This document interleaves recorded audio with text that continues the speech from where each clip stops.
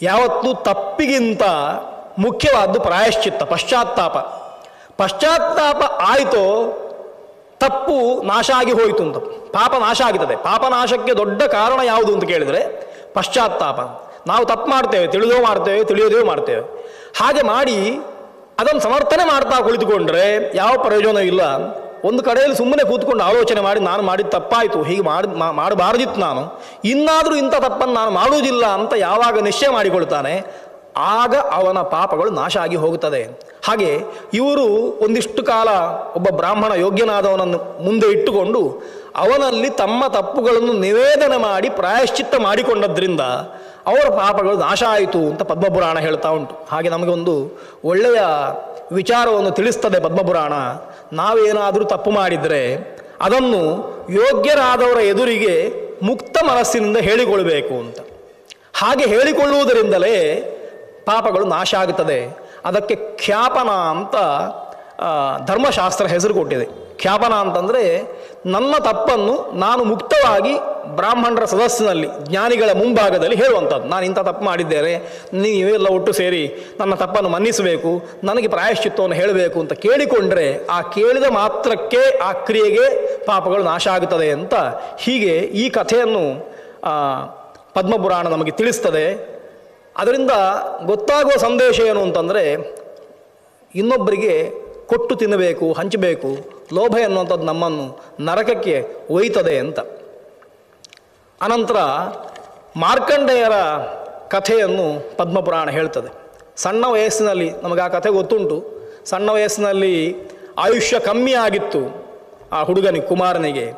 ತಪಸ್ಸು ಮಾಡಿ ಆಯುಷ್ಯವನ್ನು ಜಾಸ್ತಿ ಮಾಡಿಕೊಂಡ ಅವ ಕೊನೆಗೆ ದೇವರಿಂದ ವರವನ್ನು ಪಡೆದು ಚಿರಜೀವಿಗಳಲ್ಲಿ ಒಬ್ಬನಾಗುತ್ತಾನೆ ಅಂತ.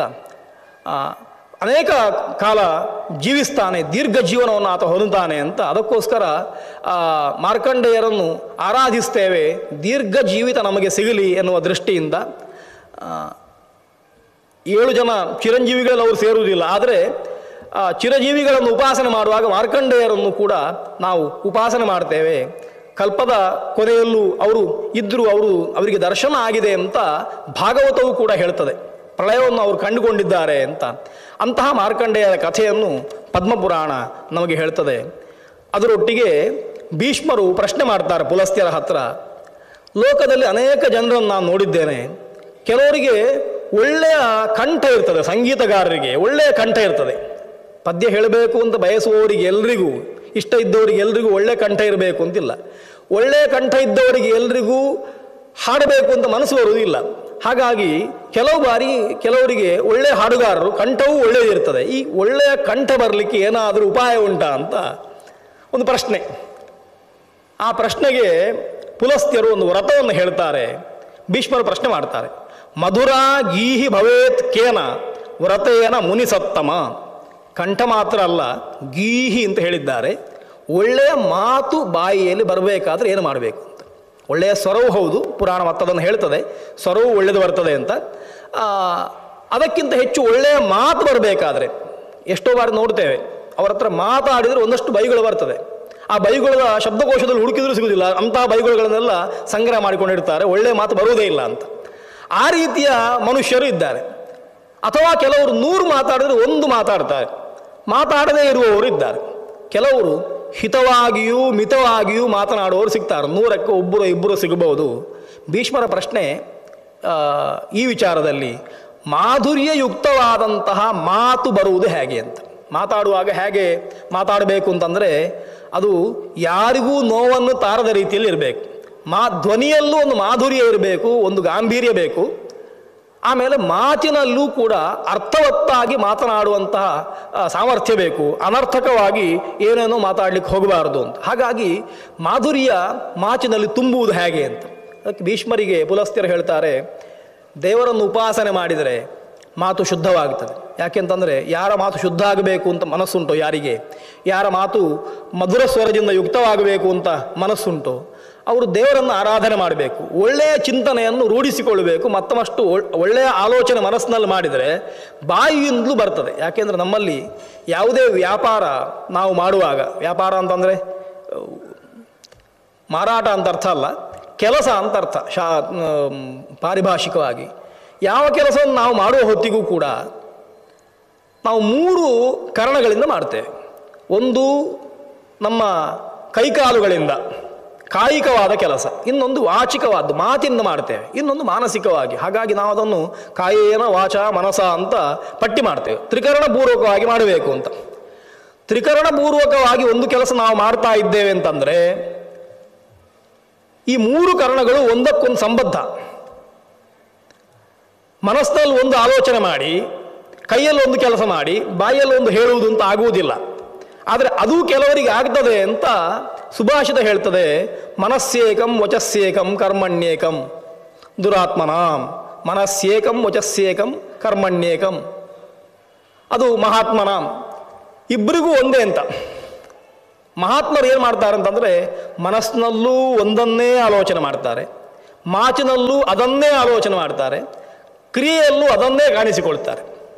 ದುರ್ಜನರು ಹಾಗೆ ಮನಸ್ಸಿನಲ್ಲಿ ಒಂದನ್ನು, ಮಾತಿನಲ್ಲಿ ಮತ್ತೊಂದನ್ನು, ಕ್ರಿಯೆಯಲ್ಲಿ ಮತ್ತೊಂದನ್ನು ಅಂತ. ಈ ಒಂದು ಎನ್ನುವುದಕ್ಕೆ, ಏಕಂ ಎನ್ನುವುದಕ್ಕೆ ಅದನ್ನು ಬೇರೆ ಬೇರೆ ಇಟ್ಟರೆ ಪ್ರತ್ಯೇಕ ಅಂತ ಆಗಿ ಹೋಗ್ತದೆ, ಇಲ್ಲದಿದ್ದರೆ ಒಂದೇ ಅಂತ ಆಗಿ ಹೋಗ್ತದೆ. ಹಾಗಾಗಿ ನಾವು ಒಂದೇ ವಿಷಯವನ್ನು ಮನಸ್ಸಿನಲ್ಲೂ ಆಲೋಚನೆ ಮಾಡಬೇಕು, ಬಾಯಿಯಲ್ಲೂ ಹೇಳಬೇಕು, ಕೈಯಿಂದಲೂ ಮಾಡಬೇಕು. ಇದಕ್ಕೆ ತ್ರಿಕರಣ ಶುದ್ಧಿ ಅಂತ ಹೆಸರು. ತ್ರಿಕರಣ ಪೂರ್ವಕವಾಗಿ ಕೆಲಸ ಮಾಡುವಂಥದ್ದು ಅಂತ. ಮಾತು ಶುದ್ಧವಾಗಬೇಕಾದ್ರೆ ಇದು 2 ಬೇಕು ಅಂತ. ಕ್ರಿಯೆ ಶುದ್ಧವಾಗಿರಬೇಕು, ನಿನ್ನೆ ಹೇಳಿದ ಹಾಗೆ ಕೈ ಶುದ್ಧವಾಗಿರಬೇಕು. ಎರಡನೇದು ಮನಸ್ಸು ಶುದ್ಧವಾಗಿರಬೇಕು. ಹಾಗಿದ್ದರೆ ಜಿಹ್ವೆಯು ಶುದ್ಧವಾಗುತ್ತದೆ. ಹಾಗಾಗಿ ಒಂದಕ್ಕೊಂದು ಸಂಬಂಧ ಇರುವಂಥದ್ದು.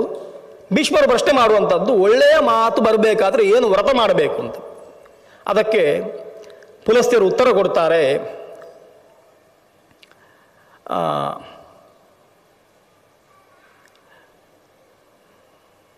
ಸಾರಸ್ವತ ವ್ರತ ಅಂತ ಒಂದು ವ್ರತ ಉಂಟು.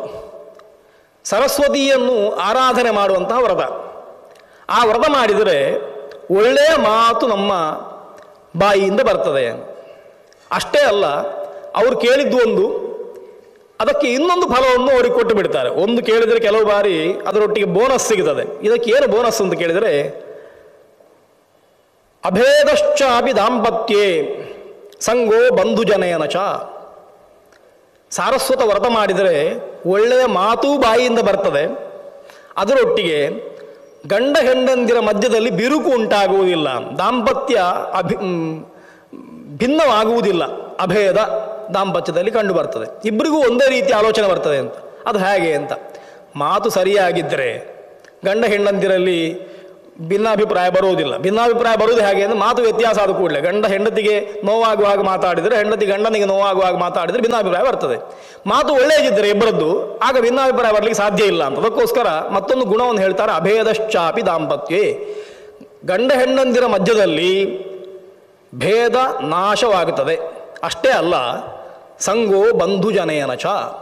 ನಿಮ್ಮ ಮಾತು ಶುದ್ಧವಾದರೆ ನಿಮಗೆ ಎಲ್ಲರೂ ಬಂಧು ಬಾಂಧವರು ಪ್ರಶಂಸೆ ಮಾಡ್ತಾ ನಿಮ್ಮೊಟ್ಟಿಗೆ ಬರ್ತಾರೆ. ಯಾರ ಬಾಯಿ ಶುದ್ಧವಾಗಿ ಉಂಟೋ, ಯಾರು ಮಾತನ್ನು ಚೆನ್ನಾಗಿ ಆಡ್ತಾನೋ ಅವನನ್ನು ಎಲ್ಲರೂ ಪ್ರಶಂಸೆ ಮಾಡ್ತಾರೆ. ಯಾರು ಕೊಳಕು ಮಾತುಗಳನ್ನು ಆಡ್ತಾನೋ ಅವನನ್ನು ಎಲ್ಲರೂ ಕೂಡ ಹಿಂದಿನಿಂದ ಬೈತಾರೆ. ಎದುರಿನಿಂದ ಬೈಲಿಕ್ಕೂ ಬೈಬೋದು, ಆಗದೇ ಇದ್ದರೆ ಹಿಂದಿನಿಂದ ಬೈತಾರೆ. ಹೀಗಾಗಿ ಒಳ್ಳೆಯ ಮಾತಾಡಬೇಕು ಅಂತಂದರೆ ಏನು ಮಾಡಬೇಕು ಅಂತಂದರೆ, ಮಾತಿನ ಅಧಿದೇವತೆಯಾದ ಸರಸ್ವತಿಯನ್ನು ಪೂಜಿಸಬೇಕು. ಸಾರಸ್ವತ ವ್ರತ ಅಂತ ಅದಕ್ಕೆ ಹೆಸರು. ಆ ಸಾರಸ್ವತ ವ್ರತವನ್ನು ಮಾಡಬೇಕು ಅಂತ. ಏನು ಮಾಡಬೇಕು ಅಂತಂದರೆ, ಸರಸ್ವತಿಯನ್ನು ಆರಾಧಿಸಬೇಕಂತೆ. ಕಲಶದಲ್ಲಿ ಪೂಜೆ ಮಾಡಬೇಕು, ಪ್ರಾರ್ಥನೆ ಮಾಡಬೇಕು. ಏನು ಪ್ರಾರ್ಥನೆ?